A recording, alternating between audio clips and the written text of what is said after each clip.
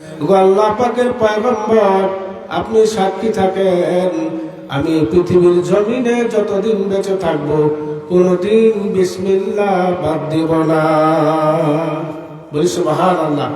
সম্মানিত হাজিরিন, এই মাহফিলটা কিসের উদ্যোগে মাহফিল? মসজিদের উদ্যোগে না মাদ্রাসার উদ্যোগে?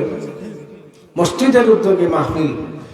এই মসজিদ পৃথিবীর জমিনে যত বড় বড় ভবন আছে, যত বড় বড় অট্টালিকা আছে, ইসরাফিল আলাইহিস সালাতু ওয়াস সালাম যখন নাকি সিংহায় ফুৎকার দিবেন, সিংহায় ফুৎকার দেওয়ার সঙ্গে সঙ্গে 10 তলা 20 তলা 100 তলা যত তালাই বানান না কেন, যত মজবুত করে আপনি অট্টালিকা বানান না কেন, সব কিছু ধ্বংস হয়ে যাবে। কি বলেন ঠিক কিনা? ইসরাফিল আলাইহিস সালাতু ওয়াস সালাম যখন নাকি দ্বিতীয় ফুৎকার দিবেন, সবাই কবর থেকে উঠবে, সব কিছু উলটপালট হয়ে যাবে, হাসরের ময়দান কায়েম হয়ে যাবে। এবার পৃথিবীর জমিনে সব কিছু ধ্বংস হয়ে গেছে, শেষ হয়ে গেছে, কিন্তু আল্লাহ পাকের এই ঘর তার জায়গায় আপন আপন জায়গায় দাঁড়িয়ে থাকবে। বলি আল্লাহু আকবার, নারায়ে তাকবীর। আল কোরআনের আলো, আল হাদিসের আলো, সংসদে জালো, কোরআন সুন্নাহর আলো। নারায়ে তাকবীর। সম্মানিত হাজিরিন, পৃথিবীর জমিনে যত ঘর আছে, বাড়ি আছে, অট্টালিকা আছে, সব কিছু শেষ হয়ে যাবে, কিন্তু এই মসজিদ যে জায়গায় বর্তমানে দাঁড়িয়ে আছে, এই জায়গায় স্ব জায়গায় দাঁড়িয়ে থাকবে। ইসরাফিল আলাইহিস সালাতু ওয়াস সালামের দ্বিতীয় ফুৎকার শোনার সঙ্গে সঙ্গে সমস্ত পৃথিবীর মসজিদগুলি এক এক করে ট্রেনের ডাব্বার মতো লাইন ধরতে থাকবে। এক পর্যায়ে ট্রেনের মতো লাইন ধরতে ধরতে কাবা শরীফ হচ্ছে বগি, কাবা শরীফ হচ্ছে ইঞ্জিন, কাবা শরীফ ইঞ্জিনের সাথে গিয়ে ধাক্কা দিবে। বলি আল্লাহু আকবার। কাবা শরীফ হচ্ছে ইঞ্জিন,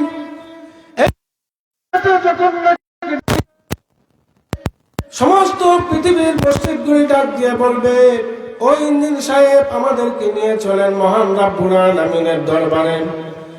তখন ইঞ্জিন সাহেব তিনি ইঞ্জিন হয়ে সমস্ত পৃথিবীর মসজিদগুলিকে বগি বানায়া আল্লাহ পাকের দরবারে হাজির হবে।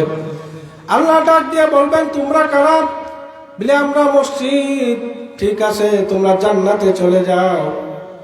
সমস্ত পৃথিবীর মসজিদরা ডাক দিয়ে বলবে ইঞ্জিন, কাবা শরীফ ডাক দিয়ে বলবে রাব্বুল আলামিন, আমি যে জান্নাতে যাব আমার বগিগুলি খালি, আমার বগিগুলি খালি। খালি গাড়ি কি প্যাসেঞ্জার ছাড়া কি গাড়ি চলে? গাড়ি চলতে পারে না। আল্লাহ রাব্বুল আলামিন ডাক দিয়ে বলবেন, এ পৃথিবীর মসজিদেরা, তোমার প্যাসেঞ্জার কারা?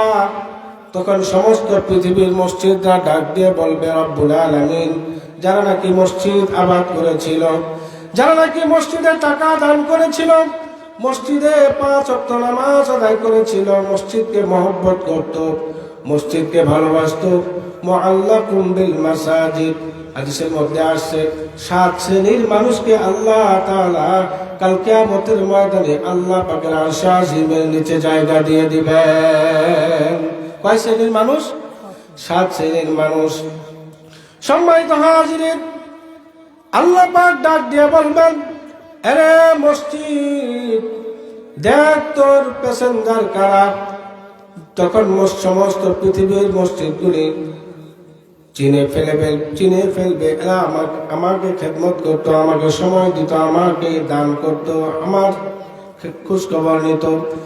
একজন মানুষ তার সংসারের যেরকম খোঁজখবর নেয়, তার সংসারে কি প্রয়োজন খোঁজখবর নেয় কি নেয় না, যখন যা প্রয়োজন হয়, প্রয়োজন মিটায় কি মিটায় না, ঠিক তদ্রুপ এলাকার মসজিদ, আমি যে মসজিদকে মহব্বত করি, মসজিদের এখন কি প্রয়োজন। একজন গরিব মানুষ সে বখিল হইতে পারে যদি তার অবস্থান থেকে সে দান না করে। একজন রিক্সাওয়ালা একজন ঠেলাওয়ালা, একজন দিনমজুর, সে 500 টাকা হাজিরা পায়। মনে করেন এই 500 টাকা থেকে আল্লাহর রাস্তায় দান করতে হবে। কি বলেন ঠিক কিনা? এই মসজিদে আমাকে মাসিক চাঁদা দিতে হবে, হয় 50 না হলে 100। কি বলেন ঠিক কিনা? মসজিদে আমাকে দান করতে হবে। আমি আমার জায়গা থেকে, আমি ঠেলাওয়ালা, আমি রিক্সাওয়ালা, আমি ভ্যানওয়ালা, আমি গাড়িওয়ালা, আমি জমিওয়ালা, আমি বাড়িওয়ালা, আমি চাকরিওয়ালা, আমি আমার জায়গা থেকে আমার মহল্লার মসজিদের খবর নিব। ইমান ঠিক কিনা? বখিলগিরি করা যাবে না। এই মসজিদের যদি খেদমত করতে পারি, মসজিদ আবার যারা করছে কাল কিয়ামতের ময়দানে এই মসজিদগুলি দেখেই চিনে ফেলবে আর আমার প্যাসেঞ্জার, এদেরকে মসজিদের মধ্যে উঠায়া এক টানে আল্লাহ পাকের জান্নাতের মেহমান হয়ে যাবে। হাদিসের মধ্যে আসছে, মান বানা লিল্লাহি মসজিদান বানাল্লাহু লাহু বাইতান ফিল জান্নাহ। যারা নাকি আল্লাহ পাকের ঘরকে বানাবে, আল্লাহ পাকের ঘরকে সাজাবে, যারা মসজিদে দান করবে, টাকা দিয়ে সাহায্য সহযোগিতা করে, যে কোনো ভাবে মসজিদের সহযোগিতা করলো, কাল কিয়ামতের ময়দানে আল্লাহ তাআলা আপনার আমার জন্য জান্নাতের বরাদ্দ করে রেখে দিবেন। কি বলেন ঠিক কিনা? একটু জিকির করি, লা ইলাহা ইল্লাল্লাহ, লা ইলাহা ইল্লাল্লাহ। জোরে জোরে লা ইলাহা, লা ইলাহা ইল্লাল্লাহ, লা ইলাহা,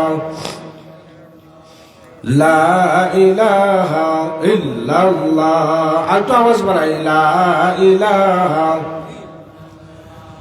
লা ইলাহা ইল্লাল্লাহ, লা ইলাহা,